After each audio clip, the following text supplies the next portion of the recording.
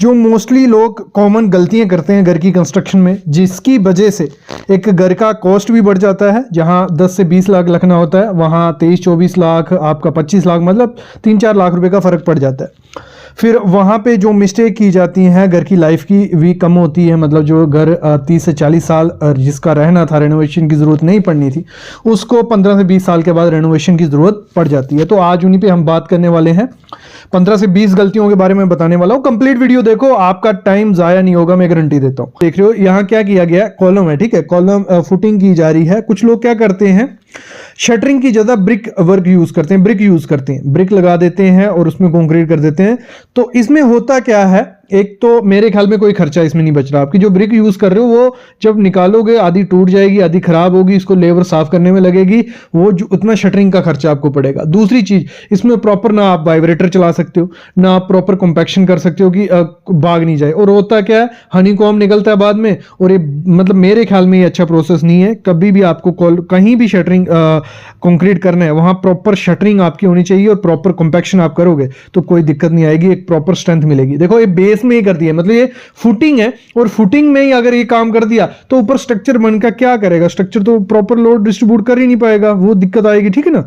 और जो फुटिंग की डेप्थ होती है वो चूज करता है कॉन्ट्रैक्टर आपका। यहां आप, मैंने जैसे कहा, आर्किटेक्ट आपको हायर करना है, लोग आर्किटेक्ट हायर नहीं करते हैं मोस्टली यार। 100 में से 50% लोग आर्किटेक्ट को हायर नहीं करते कि इनको क्या है, इनको कुछ पता नहीं है। मैं आर्किटेक्ट की बात कर रहा हूं, सिविल इंजीनियर की नहीं। यहां पे ध्यान देना, आर्किटेक्ट अलग चीज है, सिविल इंजीनियर अलग चीज है। तो आर्किटेक्ट आपको हायर करना है, उससे प्रॉपर आपको फुटिंग की डेप्थ डिसाइड करनी है। कॉन्ट्रैक्टर क्या करते हैं, पुरानी कंस्ट्रक्शन करके आए होते हैं, उस हिसाब से जहां पे उन्होंने कहा था कि 6 फीट हमने हाइट दी थी भाई पिछले घर में, तो यहां भी 6 फीट कर दो, डबल स्टोरी बनने वाली है।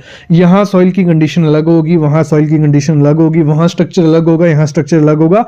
उसी पे मत जाओ, ये बहुत बड़ी गलती होती है। वो उसी पे जाते हैं, फिर कॉलम का साइज भी वही दे देते हैं, कॉलम का सरिया वही दे देते हैं, कई जगह 12 का लेंथ यूज कर रहे हैं, कई जगह 16 का। ऐसा कभी नहीं करना, ये बहुत बड़ी गलती होती है। इस गलती को नजरअंदाज मत करो, ये कॉमन मिस्टेक है। इन मिस्टेक को, मतलब जो आप पहले ही प्लानिंग कर रहे हो ना, अगर प्लानिंग में गलती कर दी, आगे तो गलती होने ही वाली है। अभी थोड़ी मिस्टेक मैं आपको बताता हूँ जो साइड पे होती है घर की कंस्ट्रक्शन के दौरान। तो ये गलती क्या है, यहाँ है कि यहाँ पे जो शटरिंग की गई है ना, वहां पे ब्रिक यूज की गई थी। देखो यहाँ प्लेट की हुई है, वहां पे शटरिंग ऑयल यूज नहीं किया होगा, कई जगह पे कुछ चिपका हुआ है। इसमें बहुत ज्यादा लेबर जाती है, मानो नहीं मानो। इसमें इतनी लेबर आपको लगेगी सामान निकालने में जितना आप अच्छे से प्रॉपर शटरिंग करने में नहीं लगेगी। ये क्या होता है, क्यों होता है, ये होता है कॉन्ट्रैक्टर की वजह से।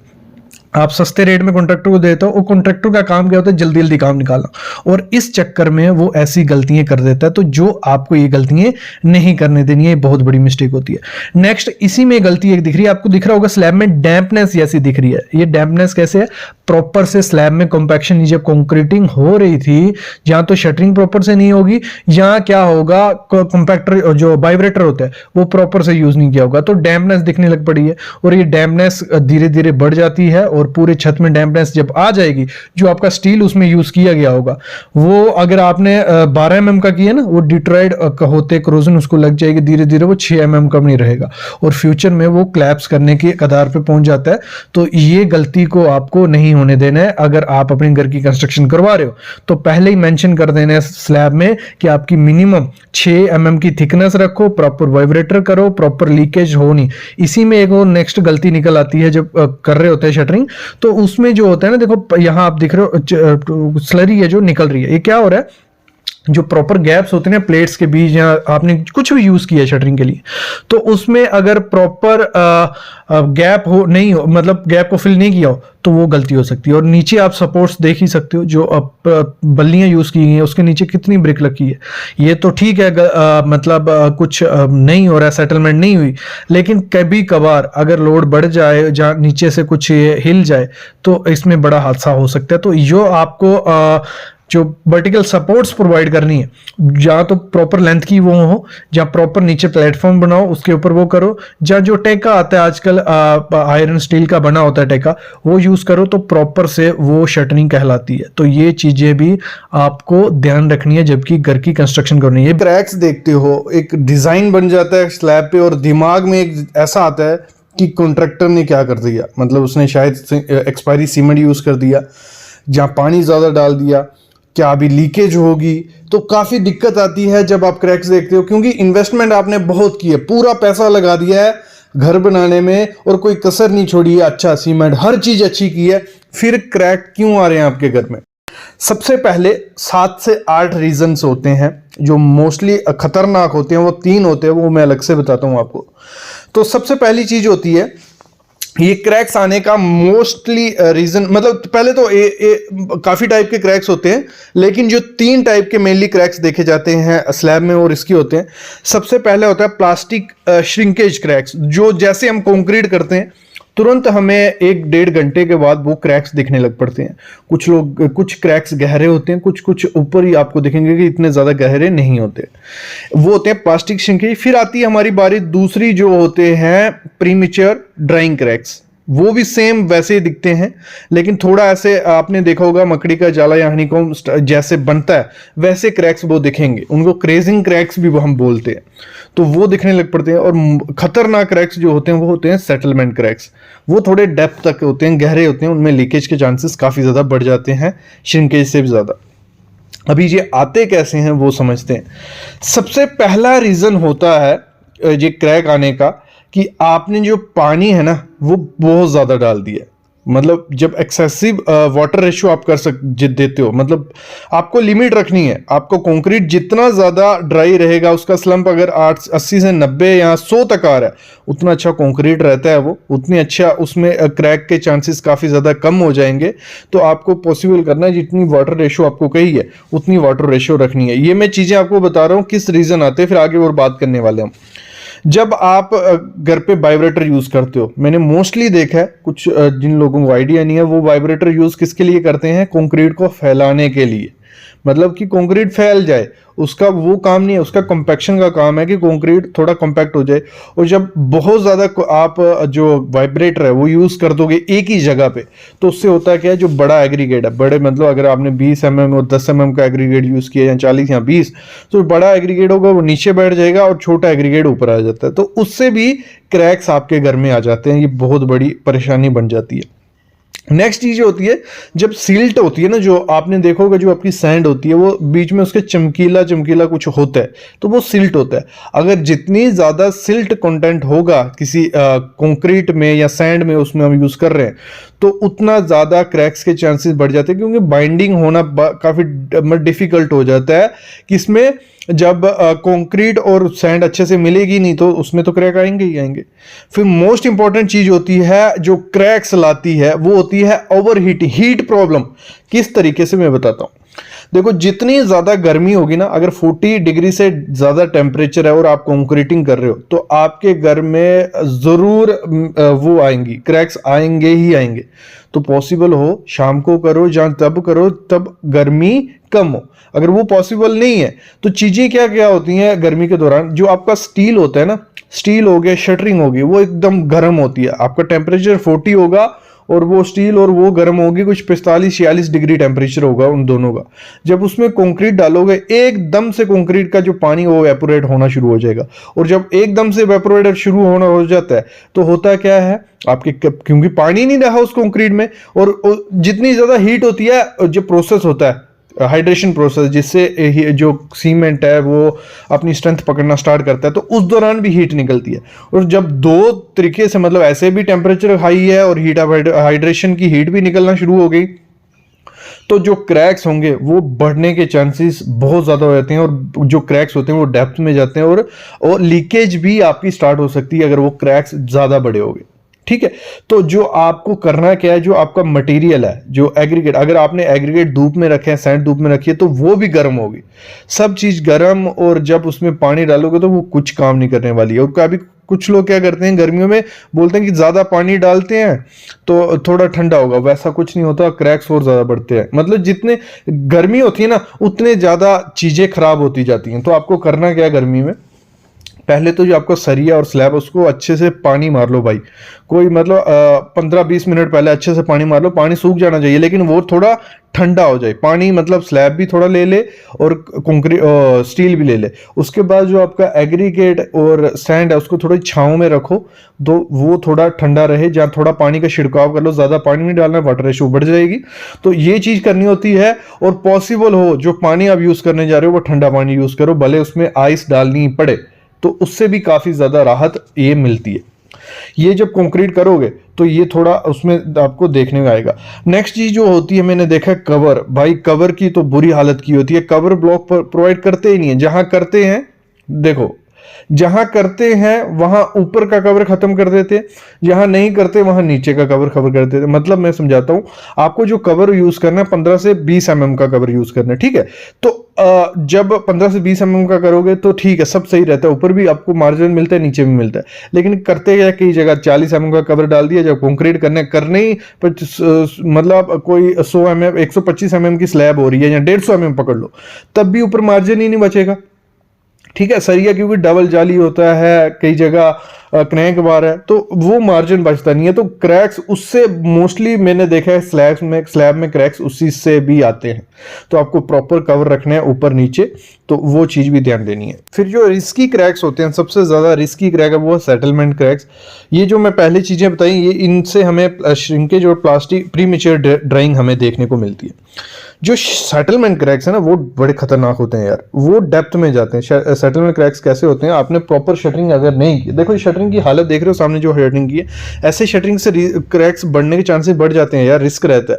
तो आपको जो करना क्या है, शटरिंग प्रॉपर करनी है, क्योंकि जब कंक्रीट डाला जाएगा थोड़ा बहुत तो सेटलमेंट होती है, भले वो जितनी अच्छी शटरिंग करोगे। देखो अगर वो आपने किया है पूरा प्लेटफॉर्म बना के तो चांसेस कम होते हैं सेटलमेंट के, लेकिन ऐसे अगर आपने ये प्रॉप्स बल्ली वगैरह यूज़ की है तो ये थोड़ी बेंड भी होती हैं, जगह से थोड़ी वो भी होती हैं। तो अगर थोड़ा भी अगर 5 से 10 mm का भी ऊपर एक प्लेट और दूसरी प्लेट में सेटलमेंट आई तो दोनों में गैप बन जाएगा, और जो वो गैप बनेगा तो अगर तुरंत बन गया कंक्रीट करना है तो चांसेस कम होते हैं, लेकिन थोड़े टाइम बाद अगर सेटलमेंट होती है तो जो उसमें गैप बन जाता है, क्रैक बन जाता है, काफ़ी डेप्थ तक क्रैक बनता है, तो उसकी वजह से जो लीकेज होती है वो रोकना काफ़ी डिफिकल्ट हो जाती है। तो आपको जो शटरिंग करनी है वो प्रॉपर से शटरिंग करनी है। अभी ये हो गया, अभी रोकना कैसे है इस चीज को कि आपके घर में क्रैक्स, ये स्टार्टिंग क्रैक्स नहीं आए। तो उसके लिए जैसे आपकी कंक्रीटिंग हो रही है, पहले तो सीमेंट यूज अच्छे से करना, उसकी रेशो भी प्रॉपर रखना और अच्छा सीमेंट यूज करना, ये बहुत इंपॉर्टेंट चीज होती है, एक्सपायरी मत यूज करना। तो बात है कि जैसे ही आपकी कंक्रीटिंग हुई, मतलब उसका एक मतलब काफी लंबी छत होती है, तो ये जहां भी 30 से कोई 40 मिनट हो गए कंक्रीट डाले हुए, ठीक है, वहां पे थोड़ा थोड़ा पानी डालना शुरू कर दो। मतलब जो लाइट क्यूरिंग होती है, जैसे थोड़ी थोड़ी बारिश पड़ती है ना, वैसा वैसा क्यूरिंग करना शुरू कर दो। नहीं वैसा नहीं है तो ऐसा करो, वेट जो आपके वेट हेजन्स हैं, गनी बैंक्स हैं, उनको गीला करो, उन पे डाल दो 40 मिनट के बाद ही, क्योंकि इनिशियल सेटिंग टाइम हमारा 30 मिनट है, उसके बाद कंक्रीट थोड़ा ड्राई हो गया होता है, तो आपको वहां पे क्यूरिंग करोगे तो ये जो क्रैक्स हैं, जो आपके श्रिंकेज और प्रीमेच्योर ड्राइंग है, ये काफ़ी ज़्यादा कम हो जाते हैं और दिखना नहीं लगते, मतलब दिखते कम है। फिर दूसरी चीज़ आपको क्या करनी है, जब आपका मतलब जो शटरिंग है वो तो हमने बात की, सेटलमेंट को सीधा रोकने का एक तरीका प्रॉपर शटरिंग कर दो। दूसरा, जहां क्रैक्स आ गए हैं वहां पे आप या तो जो नीरू बनाते हैं हम लोग, मतलब वाटर प्रूफिंग केमिकल सीमेंट को मिला के ग्राउटिंग मटेरियल लिक्विड फॉर्म बनाते हैं, वो आप ब्रश से लगा दो, ब्रश को मतलब उसमें फिलिंग करो और ब्रश से लगा दो, तो उससे भी काफ़ी रुकेंगे।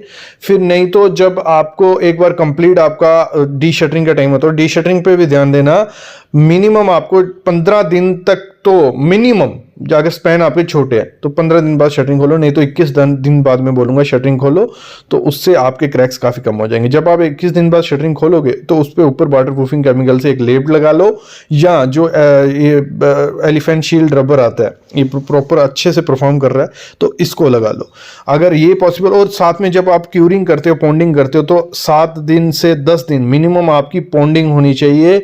तराई मतलब जो पानी फेंक के आप चले जाओगे वैसा नहीं होना चाहिए। अगर पानी फेंक के जाने वाला काम काम करना है तो आपको दिन में 7 बार पानी फेंकने, नहीं तो पॉन्डिंग कर लो प्रॉपर से, पानी हर जगह रहेगा तो क्रैक्स के चांसेस और ज्यादा कम हो जाते हैं। आप देख रहे हो ये क्या हुआ है, ये घर की कंस्ट्रक्शन हुई है, यहाँ पे डीपीसी नहीं की है, क्या डैम प्रूफ कोर्स नहीं किया है। और होता क्या उससे, अगर डैम प्रूफ कोर्स नहीं करते हो तो नीचे से आपने देखा होगा कोई 3 फुट के एरिया में या 1 मीटर के एरिया में आपका जो प्लास्टर है वो निकलने लग पड़ता है, थोड़े टाइम बाद पपड़ी बनने लग पड़ती है, जहाँ आपका पेंट निकलने लग पड़ता है, वो होता है डीपीसी प्रोवाइड नहीं किया। और डीपीसी क्यों प्रोवाइड नहीं करते, उसमें कुछ ज्यादा खर्चा नहीं होता है, ना कुछ ज्यादा टेक्नोलॉजी लगती है, बस नॉलेज नहीं है, ना कॉन्ट्रैक्टर इस चीज पे ध्यान देता है, ना आपको नॉलेज होता है। तो होता क्या है, ऐसी गलती हो जाती है। तो आपको जब भी अपने घर की कंस्ट्रक्शन करवानी है तो डैम प्रूफ कोर्स आपको जरूर करवाना है। भले आप कंक्रीट करवाओ, भले बिटुमिन यूज करो, भले कोई केमिकल वाटरप्रूफिंग केमिकल यूज करो, अगर ये सब चीजें यूज करोगे तो आपके नीचे से जो सीपेज होती है पानी की ब्रिक के थ्रू वो होगी नहीं, ना आपके घर में पपड़ी बनेगी, ना ऐसे प्लास्टर निकलेगा। और एक रीजन और भी होता है प्लास्टर निकलने का, अगर जो प्लास्टर में सिल्ट कंटेंट बहुत ज्यादा है, सिल्ट कंटेंट भी एक लिमिट तक होना चाहिए, जहां प्लास्टर में मिट्टी बहुत ज्यादा है, जहां प्लास्टर जो सीमेंट रेशो कम है, तो उस कारण से भी हो सकता है। लेकिन आपको ये चीज ध्यान देनी है, ऐसी गलती आपको नहीं होने देनी है। नेक्स्ट यहां आप देख रहे हो ये गलती क्या है, ये हुई है गलती जो प्रॉपर जो सीमेंट रेशो नहीं होती है, और जब कॉलम को 17 से 20 घंटे पहले आप खोल दो, मतलब शटरिंग दूसरे कॉलम को लगानी है और सर्दियों का मौसम चल रहा है, आप देख रहे हो फॉग पड़ी हुई है, तो मिनिमम आपको 24 से 48 घंटे रखना है यार कॉलम को। अगर आप पहले खोल दोगे तो ऐसा आपको दिखेगा कि जो उसके कॉर्नर्स होते हैं, एजेस होते हैं, वो टूट जाते हैं और ऐसा कॉलम कुछ दिखता है। इस कॉलम का कुछ मतलब ही नहीं है ना जब इस पे लोड आएगा, क्योंकि इसमें क्रैक्स बने हुए हैं, आप देख रहे हो पहले से इसमें क्रैक्स हैं, और जब इसमें लोड आएगा तो ये फेलियर की तरफ आपको ले जाएगा। जो जॉइंट बना है दोनों का, नीचे का कॉलम देखो और ऊपर का कॉलम, ये मेरे को लगता है ये ऐसा लग रहा है कि जो मिक्स रेशियो उसमें यूज की गई है वो M10 की यूज की है। तो ये कॉन्ट्रैक्टर पे आपको नजर रखनी पड़ेगी कि प्रॉपर मिक्स रेशियो कर रहा है नहीं कर रहा, भले आपका मटेरियल है लेकिन वो आलसपनी के माना ये कर देते हैं। यहां पे आप देख रहे हो, मैं कॉमन मिस्टेक स्टार्टिंग में क्यों बोला था, ये कॉमन मिस्टेक ही है, ये हर जगह की होती है और लोग एक्सेप्ट कर लेते हैं कि नहीं ये चलता है, ऐसे ही होता है, ऐसे ही काम चल रहा है। ऐसा नहीं हो रहा, आप खर्चा कर रहे हो। यहां आप देख रहे हो कॉलम जो बीम है हमारा, बीम के बीच कंडक्ट पाइप डाली हुई है, ये कोई स्टील नहीं है व्हाइट कलर का, ये कंडक्ट पाइप है। और कभी भी आपको कॉलम और बीम के अंदर कंडक्ट पाइप नहीं रखनी है, होलो सेक्शन बन जाती है और फेलियर के चांसेस बढ़ जाते हैं। नेक्स्ट यहां देख रहे हो ये शटरिंग रेडी है, मतलब कंक्रीट होने वाला है कल इसका, और आप गैप देख सकते हो। इस गैप में होगा क्या, जब कंक्रीट डाला जाएगा, जो इसमें सीमेंट मिक्स कर रहे हैं, मिक्स रेशियो बना रहे हो, भले आप M25 बना रहे हो, M30 बना रहे हो, लेकिन जब सीमेंट ही उसमें से निकल जाएगा स्लरी बन के पानी के साथ, तो पीछे कुछ नहीं बचने वाला। तो ये चीज आपको कभी नहीं करनी है, प्रॉपर शटरिंग करनी है। हमेशा मैं बोलता हूं प्रॉपर शटरिंग आप करोगे तो ये फेलियर के चांसेस कम हो जाते हैं। और यहां हम देख रहे हैं क्या किया गया, जो कॉलम यूज किया गया है, आप स्पेसिंग देख रहे हो कॉलम की, नीचे से जब कॉलम स्टार्ट होता है तो 150 mm से ज्यादा स्पेसिंग नहीं रखनी है, यहाँ 1 फुट की स्पेसिंग दी हुई है। और ये घर की कंस्ट्रक्शन हो रही है, 1 फुट स्पेसिंग दी हुई है, रिंग आप देख रहे हो कितना, मतलब ऐसी गलतियां क्यों करनी है यार, प्रॉपर डिजाइन करवाओ हर चीज का। और अगर डिजाइन नहीं करवाना है तो कॉमन ये चीज पता है, कॉलम का जो नीचे से एरिया होता है, मतलब यहाँ लगा लो 1 मीटर, नीचे से ऊपर 1 मीटर कॉलम तक, सबसे ज्यादा चांसेस फेलियर के वहां होती है। तो वहां पे 150 mm से ज्यादा आपको, मतलब अगर थंब रूल फॉलो कर रहे हो तो 150 mm से ज्यादा स्पेसिंग उसमें नहीं होनी चाहिए। अगर प्रॉपर से डिजाइन कर रहे हो तो वो तो स्पेसिंग आपको मेंशन कर देगा। और यहाँ पे जो स्पेसिंग दिख रही है 150 mm, 200, 250, 300, 350, 1 फीट, तो इस हिसाब से अगर स्पेसिंग दोगे तो कॉलम किसी काम का नहीं है, वो प्रॉपर लोड डिस्ट्रीब्यूट नहीं कर पाएगा। ये कॉमन मिस्टेक्स थी। आई होप आपको मजा आएगा वीडियो देखने में। ऐसी वीडियोस हम लाते रहेंगे, बस आपके कमेंट की देरी है कि आप कमेंट करोगे सर ये अच्छी सीरीज लग रही है, कि मिस्टेक्स हमें पता चले कि घर की कंस्ट्रक्शन में क्या क्या मिस्टेक्स हो सकती हैं, तो वो वीडियो ले आओ। तो मैं जरूर ले आऊंगा, कोई दिक्कत नहीं है, क्योंकि इस पे सीरीज काफी अच्छी बन सकती है, क्योंकि बहुत कॉमन मिस्टेक जो घर की कंस्ट्रक्शन में की जाती है वो आपको पता होने चाहिए।